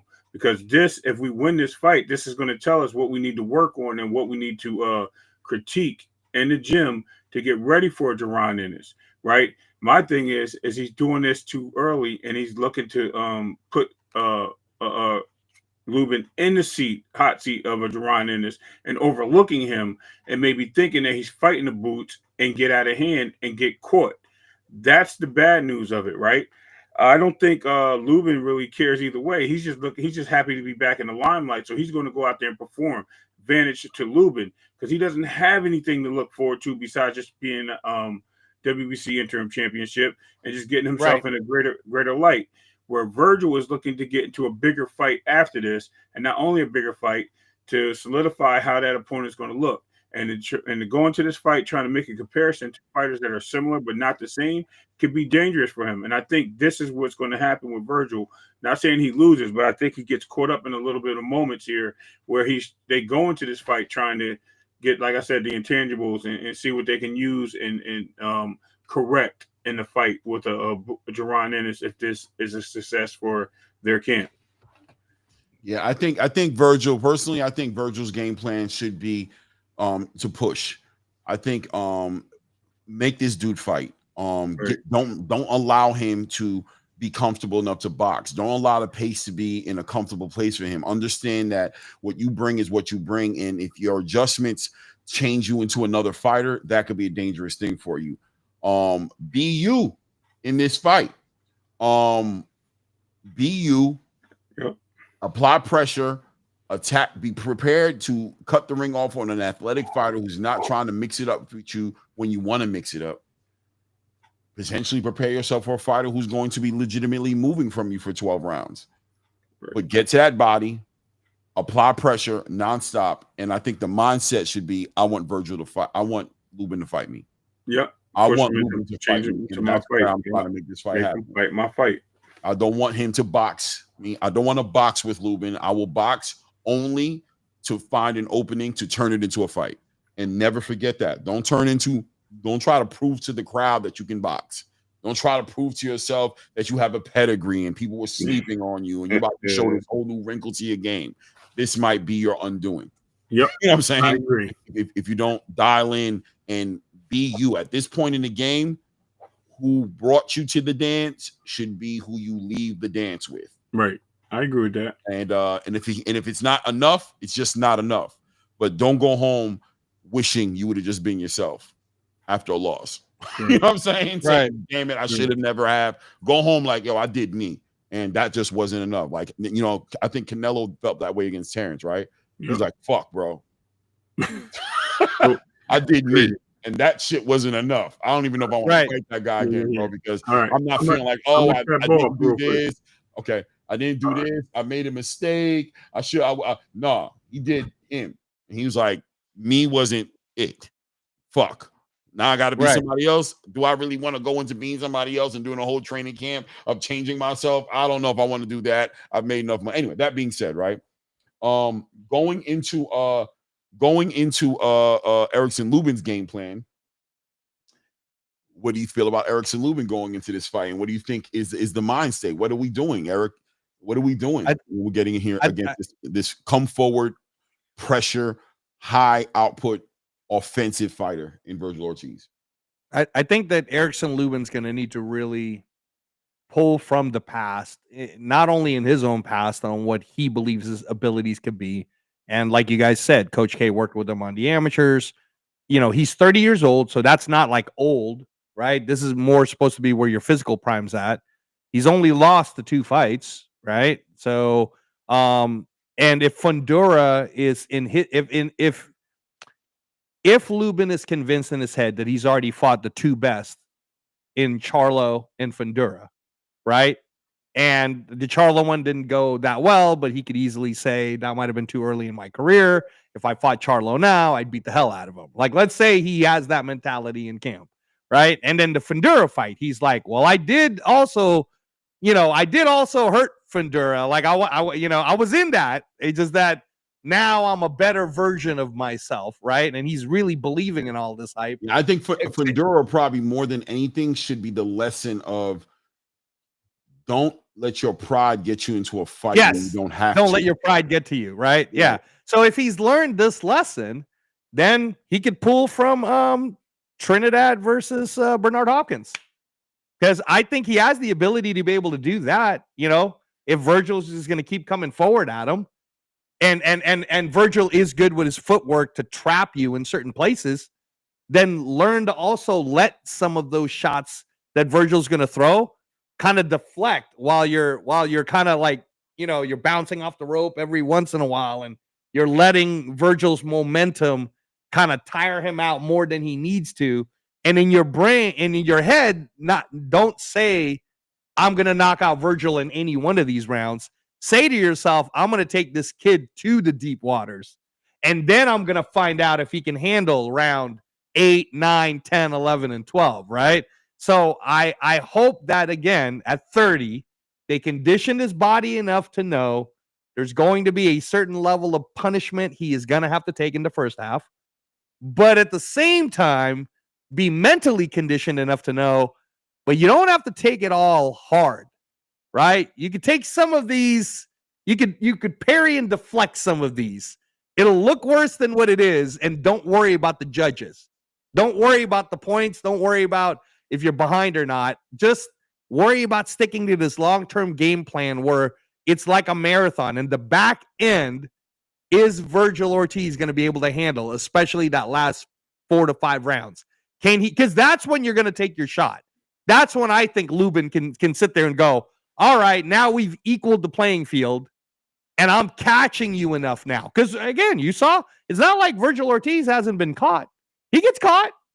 So, in Lubin's mind, that could be it. Like, I'm going to use these first 6, let you use some of your energy, get my little shots in there too, right? But try to figure out at what point I can just sneak in certain shots so that in the back 4 rounds, I'm really going to get you. So, yeah, that's where I think it could be like Hopkins, Trinidad for Lubin's side. Right.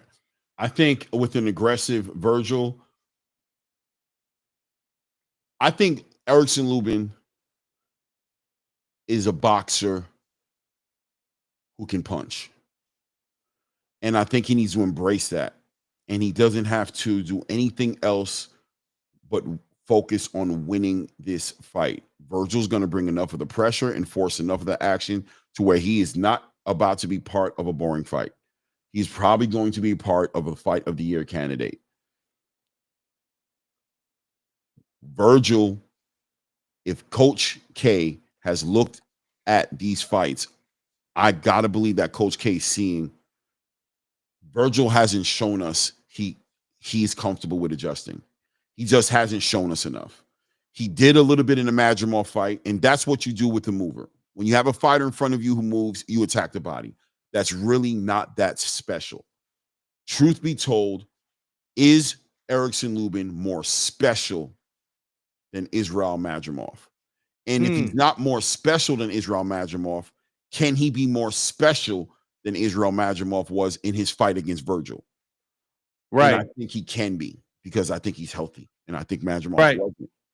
And I think people can think whatever they want to think. They can believe it's an excuse. They can sit here and play that game. That's everybody's prerogative to not hear excuses, right? To not want to hear that Madrimov was in that ring compromise, for that not to be their problem, for that to be Madrimov's problem exclusively. I push back and I say, no, it can be Virgil Ortiz's problem as well. Because if that's successfully adjusting, it might be a long night this Saturday against Erickson Lubin, somebody who doesn't have those issues. And if Coach K is anywhere near the same frequency I'm on, Virgil's going to have to show us. We're not taking that fight. We're not taking the word of Virgil and the results of that fight as to him being able to adjust, because we watched him go through a whole 12 rounds with Serhiy Bohachuk and not adjust a lick. And then we saw Madrimov taking him to school for the first 3 to 5 rounds of that fight, and he didn't adjust to a lick. And then we saw Madrimov slow down, and we saw Virgil Ortiz compound the upper respiratory infection with body shots. Right. Salute to Virgil Ortiz for taking that, as he should. But he ain't showing us enough for us to not test it. So we got to make Virgil adjust. We got to box. We got to keep turning him. We got to make him pay. We got to make him walk into shots. We fight him sometimes too, by the way, because that's part of the frustration. That's what Terrence did to Canelo. He boxed him. And in at times, he fought him. And he won those exchanges on the fight. And then he got back onto turning him. And it was pissing Canelo off because Canelo was not only being frustrated at not having answers for the boxing, but on the moments when he had an opportunity to do something with the fight, he allowed Terrence to take it from him. And it frustrated him. And it compounded into a fucking lopsided event. Right? Right. I think, look at Terrence Crawford versus Canelo Alvarez. Fights like that. I like the Trinidad Vargas.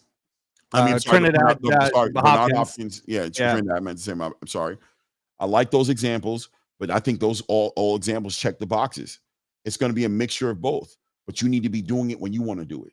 The fight needs to be happening when you feel like fighting. And the boxing needs to be happening because that's what you want to do. And Virgil has to be forced to make adjustments in this fight. And that's why I believe this fight is a perfect litmus test for what's going to happen between him and Jaron Ennis, because Jaron has the ability to do all of those things at a higher level, in my opinion, than Erickson Lubin. So let's see what you do with Erickson Lubin, the boss before the boss stage. You know what I'm saying? Let's see how you do. And let's keep him moving. Let's keep him adjusting. And if you can do it, you can get a victory that night. But if you allow Virgil to drag you into a fucking dogfight, it's not going to look good, because that's where he reigns. That's where he loves to be, is inside that dogfight. Well, I'll tell you, the mental pressure, right? You've heard me several times tonight talk about that mental pressure on fighters, Clay. And the mental pressure also of Eddie Hearn and Jaron Ennis is going to be right there ringside, looking at him in the face, looking at him in the eyes. Like, this is the thing, is Virgil Ortiz mentally mature enough to know, I can't think about that Jaron Ennis fight right now because I got this dude in front of me, right? I'm telling you, man, it sounds like it should be easy, but a lot of times they keep saying, it's kind of like what happened in the Times Square card that you were at. They're talking about Haney Garcia to the point where, well, now we might never see Haney Garcia rematch ever, because of the way both guys kind of fumbled it and the way they performed and whatnot. And, you know, good for Haney that he was able to step up and say, well, I'll challenge Norman, right? But at the end of the day, this is the very same thing can happen right here, man. I will give, this will be, to me, if Virgil Ortiz wins, right, and not on a robbery like what Blue Blood's talking about, which I can see in Texas if it's close. I can see Texas judges, man. We know how they can be.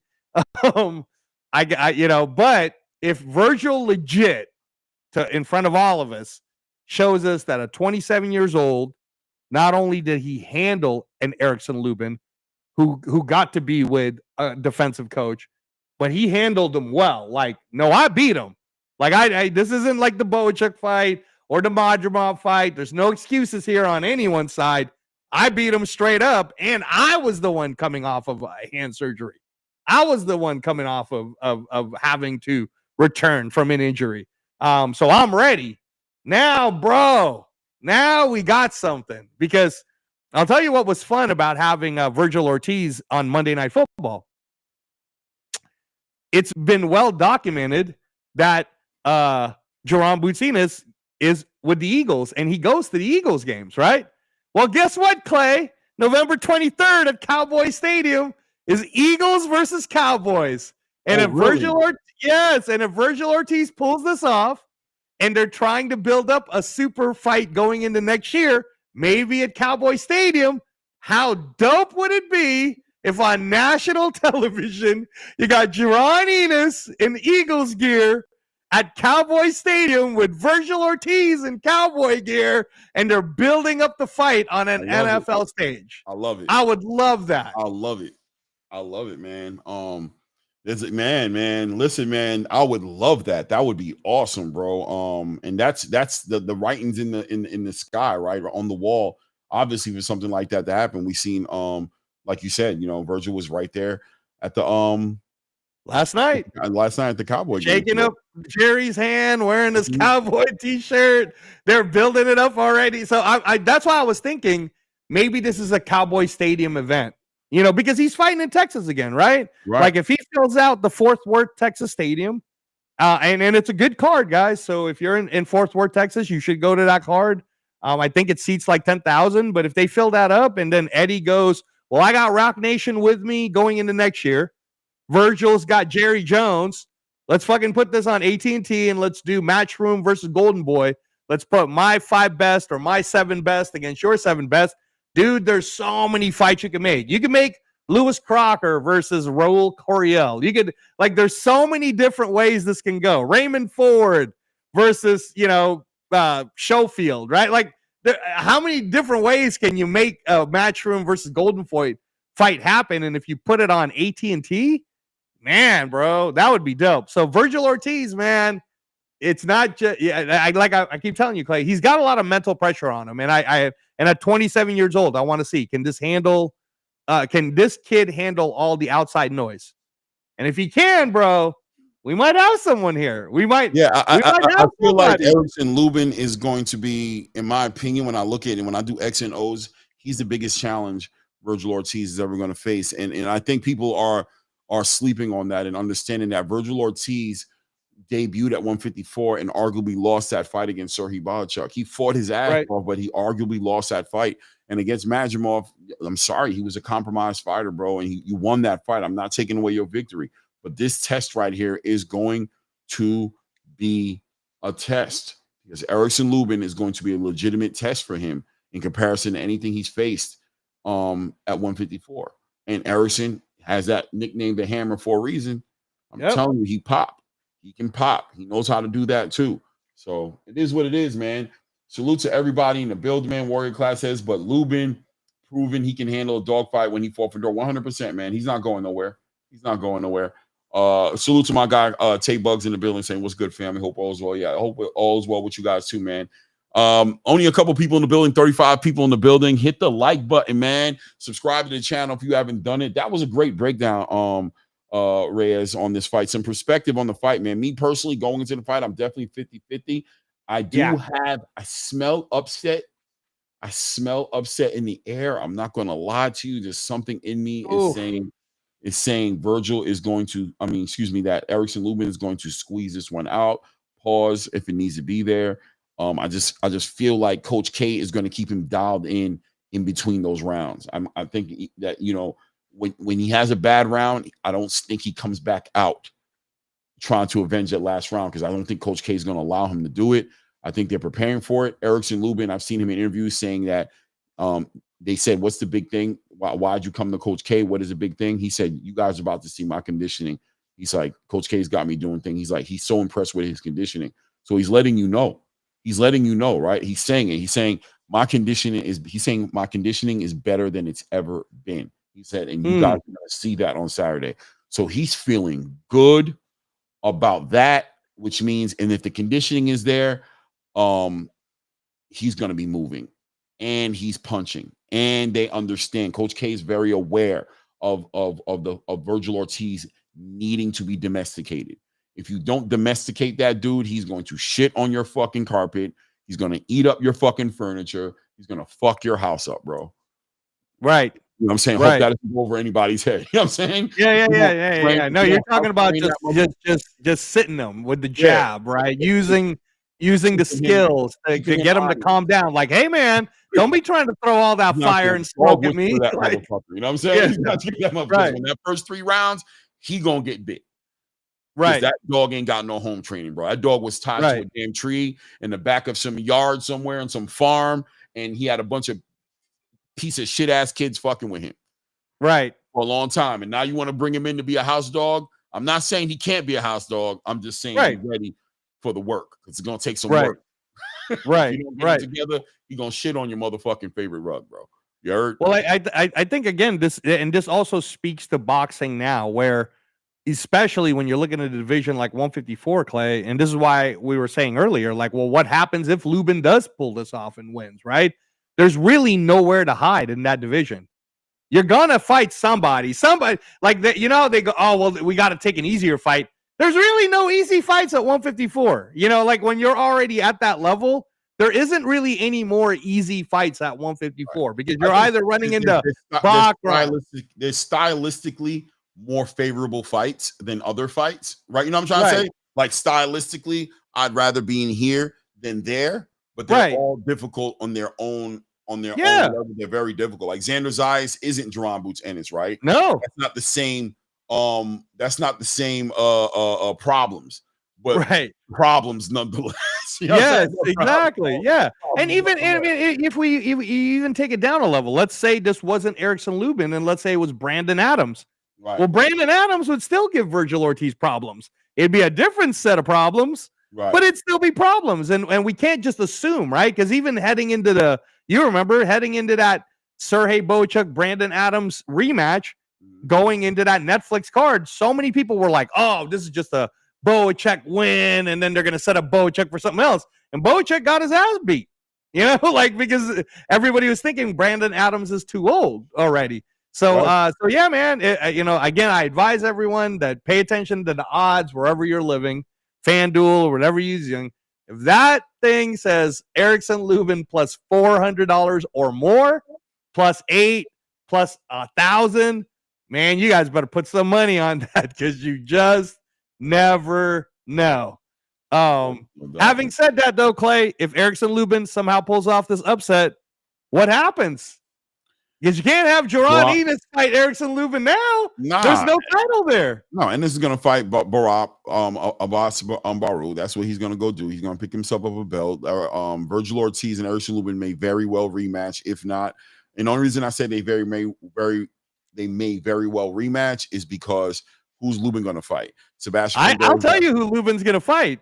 He gets the rematch with Fundora now. No, but Fundora is going to, from what I understand, that Fundora Keith Thurman fight's happening. That's what I'm hearing. Really? Yeah. Oh my goodness. That's what it sounds like, at least, right? So we'll see. If that is what it is, that would be the move. But otherwise, if that's not the move, what is Lubin going to do then? Wait for Sebastian Fundora and Keith Thurman to figure it out, and I hope his ass don't do that. Stay active. But does he rematch Virgil too if it was a dog fight? I don't know, man. I don't know. So, you know, these are the type of shits.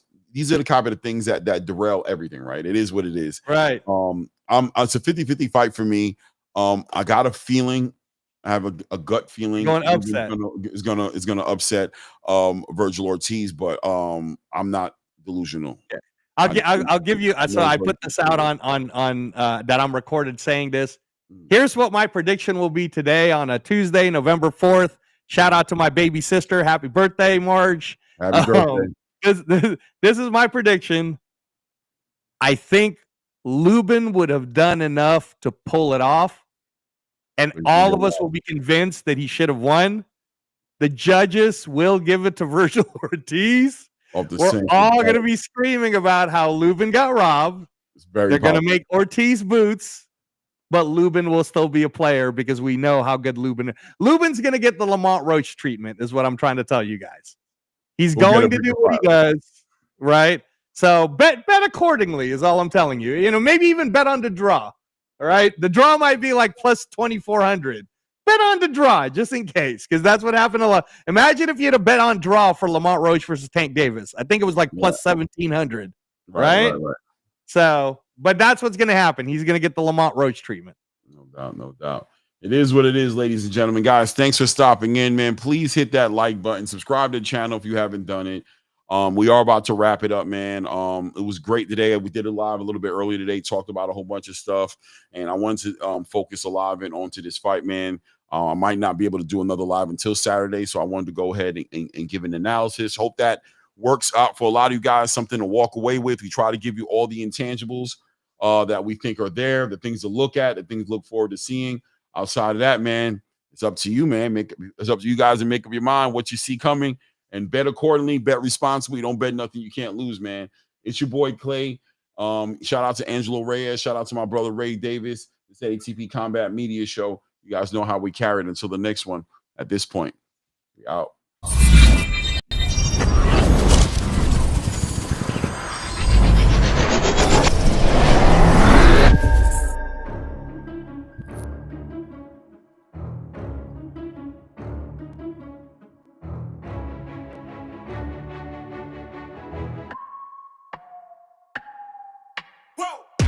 Who knew I would make it this far? They hated, they never believed me. Yeah, I would never drop the ball. I know I make it look easy. Yeah, Mayweather with the defense. I don't care what a critic got to say. I got them picking up the pieces. That mean you really playing with your life. I'm about to come and run it all back. I'm the new era, about to snap back. You ain't fitting for it, cause you all care.